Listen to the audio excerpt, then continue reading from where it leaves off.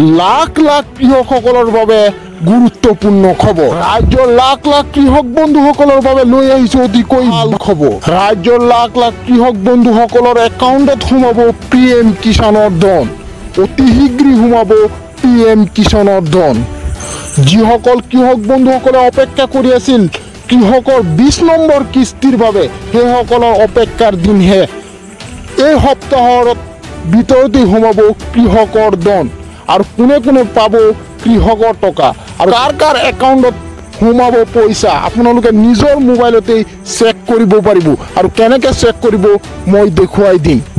আপোনাৰ একাউণ্টত টকা সোমাব নে নাই এইটো চেক কৰিবৰ কাৰণে আপোনাৰ মোবাইলত থকা গুগল ব্ৰাউচাৰখন অপেন কৰিব আৰু তাতে আপুনি টাইপ কৰিব PM কিষাণ 20তম ইনষ্টলমেণ্ট ডেট আৰু টাইপ কৰি আপুনি সাৰ্চ কৰিব। আপোনাৰ সন্মুখত এনেকুৱা এটা ইণ্টাৰফেচ ওলাই আহিব য'ত লিখা থাকিব PM কিষাণ সামন নিধি।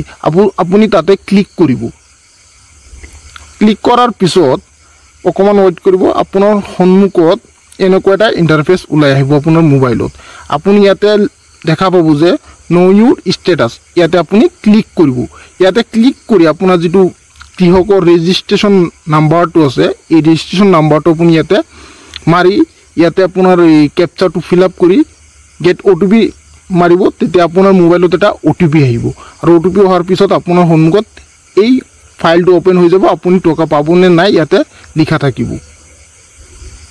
ভিডিঅ'টো ভাল লাগিলে লাইক শ্বেয়াৰ কমেণ্ট কৰিবলৈ নাপাহৰিব।